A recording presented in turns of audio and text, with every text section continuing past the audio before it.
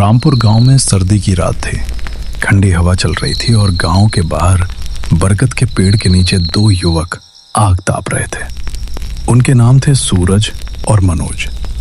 दोनों आपस में बातें कर रहे थे। अरे मनोज, आज तू मछली पकड़ने नहीं गया नदी किनारे? अरे भाई, इतनी ठंड में कौन जाए, और ऊपर से उस नदी के पास जाने में तो डर भी लगता है। हाँ, वहाँ अक्सर किसी के रोने की आवाजें आती हैं। तभी वहाँ गांव के स्कूल शिक्षक दिनेश शुक्ला जी आ गए। अरे देखो, शुक्ला जी आ रहे हैं। मैं तुम्हें ही ढूंढ रहा था। आइए बैठिए शुक्ला जी। शुक्ला जी भी वहाँ आकर बैठ गए और बातचीत शुरू हो गई। मुझे लगा तुम आज मछली पकड़ने गए हो। अरे शुक्ला जी, वो जगह तो शापित है, वहाँ रात में कोई नहीं जाता। शुक्ला जी, आपके साथ भी तो एक डरावनी घटना हुई थी स्कूल के दिनों में।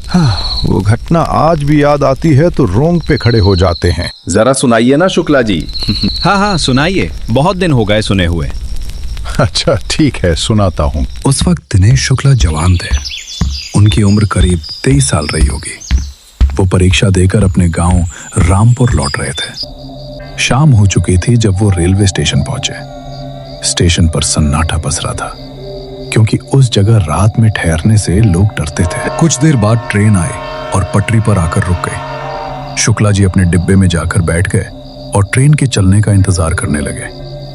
बाहर मौसम खराब हो रहा था, अंधेरा घना होता जा रहा था और हवा में एक अजीब सी सनसनाहट थी।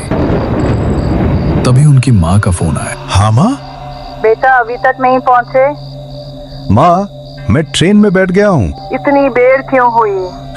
आखिरी पेपर था, दोस्तों के साथ थोड़ी देर हो गई। बेटा रात हो जाएगी, सुबह निकल लेना। अरे माँ, आप फिक्र मत करो, मैं जल्दी आ जाऊंगा, आप आराम करो। ठीक है बेटा, जल्दी आना, मैं तुम्हारा इंतजार करूंगी। माँ, आप इंतजार मत करो, खाना खाकर सो जाओ, मुझे लेट हो जाएगा। फोन रखते ही शुक्ला जी के मन में एक अजीब सी बेचैनी हुई। ट्रेन अभी तक नहीं चली थी। वो सोच ही रहे थे कि तभी एक बुजुर्ग व्यक्ति उनके पास आया। बेटा कुछ पैसे दे दो।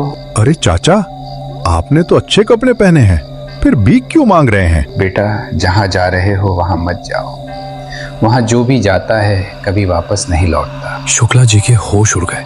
उन्हें समझ नहीं आया कि ये व्यक्ति क्या कह रहा है। आप ये क्या बकवास कर रहे हैं?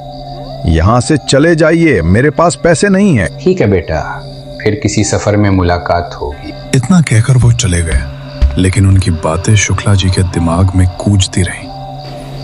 थोड़ी देर बाद ट्रेन चल पड़ी। डिब्बे में शुक्ला जी के अलावा कोई नहीं था। ट्रेन कभी धीमी कभी तेज चलती, मानो कोई अदृश्य शक्ति उसे चला रही हो। फिर अचानक वो एक सुनसान जगह पर रुक गई। चारों तरफ अंधेरा और खामोशी थी। तभी एक औरत दिखाई दी। उसने सफेद साड़ी पहनी हुई थी। वो बहुत खूबसूरत थी, लेकिन उसके आते ही ठंडी हवा का झोंका आया। क्या ये ट्रेन सोनापुर जाएगी? हाँ, यही जाएगी। मैं भी सोनापुर ही जा रहा हूँ। अच्छा, तो फिर सही है, कोई जान पहचान वाला मिल गया। हाँ, अकेले सफर में डर लगता है ना। बिल्कुल। ये ट्रेन कब चलेगी? पता नहीं, बार बार रुक रही है। आज रात भर में घर पहुँच जाऊंगी क्या? अब तो भगवान के भरोसे है। थोड़ी देर बाद ट्रेन चल दी। शुक्ला जी ने उस औरत से बातचीत शुरू की। एक बात पूछूं, बुरा तो नहीं मानोगी? जी पूछिए। क्या आपकी शादी हो गई है? हाँ, हो गई थी, लेकिन मेरे पति अब इस दुनिया में नहीं है। माफ कीजिएगा, मुझे पता नहीं था। माफी क्यों?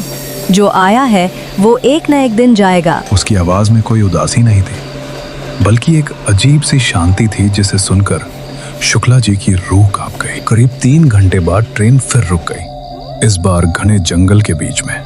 तभी लाउडस्पीकर से आवाज आई। कृपया सभी यात्री ध्यान दें, तकनीकी खराबी के कारण यह ट्रेन आगे नहीं जा सकती। आपकी यात्रा में हुई असुविधा के लिए खेद है। शुक्ला जी घबरा गए। चारों तरफ अंधेरा और सन्नाटा। अब इतनी रात में कहाँ जाए? मैं तो जाऊंगी, मुझे सोनापुर जाना है। पागल हो गई हो, इतनी रात में जंगल के रास्ते? अगर आपको डर लगता है तो रुकिए, मैं जा रही हूँ, बस 2 घंटे का रास्ता है। ठीक है, मैं भी चलता हूँ। वो औरत बिना डरे जंगल में निकल गई। शुक्ला जी भी उसके पीछे चल दिए। ये उनकी सबसे बड़ी भूल साबित हुई। बारिश शुरू हो गई थी। आसमान में बिजली चमक रही थी। जंगल की खामोशी और तेज बारिश के बीच वे चलते रहे। तभी उन्हें एक टूटी फूटी चाय की टपरी दिखी। वे वहां रुक गए। आपने अपना नाम तो बताया नहीं, और इतनी रात में कहां से आ रही थी? नाम जानकर क्या करोगे?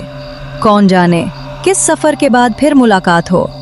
मैं तो सोनापुर बस कुछ काम से जा रही हूँ, फिर चली जाऊंगी। ठीक है, मत बताओ, लेकिन इतना तो बता सकती हो कि सोनापुर क्यों जा रही हो? मेरे पति वहीं के रहने वाले थे, आज उनकी बरसी है। बारिश थमी तो वे फिर चल पड़े। जंगल और गहरा होता गया। गांव वालों की कही बातें शुक्ला जी के जहन में गूंजने लगी। जो भी रात में इस जंगल से होकर जाता है वो कभी सोनापुर नहीं पहुंचता। अचानक उन्हें एक बुजुर्ग खड़ा दिखा, वही जो स्टेशन पर मिला था।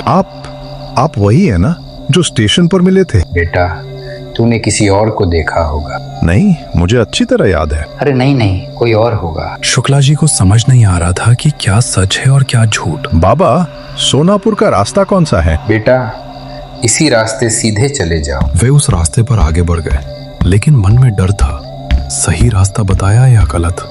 जंगल में भेड़ियों की आवाजें और उल्लुओं की चीखें सुनाई देने लगी। फिर से मूसलाधार बारिश शुरू हो गई। सामने कुछ दिखाई नहीं दे रहा था। तभी एक टूटी फूटी झोपड़ी दिखी। वे वहां खड़े हो गए। अचानक जंगल की गहराई से किसी औरत के रोने और बच्चे के चीखने की आवाजें आई। तुम्हें भी ये आवाजें सुनाई दे रही हैं? हाँ, लगता है कोई मुसीबत में है। इतनी रात को इस जंगल में औरत और बच्चा? चलो देखते हैं। शुक्ला जी झिझक रहे थे, लेकिन वो उसके पीछे चल दिए। बारिश रुकी तो सन्नाटा और गहरा गया। आवाजें साफ होने लगी। अब वे उस दिशा में बढ़े। सड़ी गली बदबू आ रही थी। तभी पायल की छन छन सुनाई दी। बिजली कड़की और अंधेरा और घना हो गया। मुझे ठीक नहीं लग रहा, वापस चलते हैं। कोई जवाब नहीं मिला। उन्होंने पीछे मुड़कर देखा, वो औरत गायब थी। तभी चारों तरफ से औरतों और बच्चों के रोने की आवाजें, पायल की छन छन और डरावनी हंसी गूंजने लगी। शुक्ला जी जान बचाकर भागे। रास्ते में फिर वही बुजुर्ग दिखे। इस बार उन्होंने अनदेखा किया। भागते भागते वो आगे बढ़े। तभी एक पेड़ के नीचे वही औरत बैठी रो रही थी। तुम यहाँ क्या कर रही हो?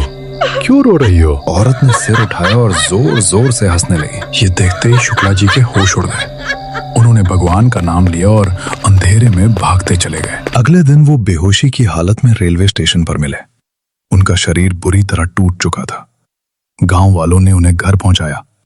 माँ को सारी बात बताई तो वो रो पड़ी। उसके बाद मैंने कभी रात में सफर नहीं किया। पर वो बुजुर्ग कौन था, आज तक समझ नहीं आया।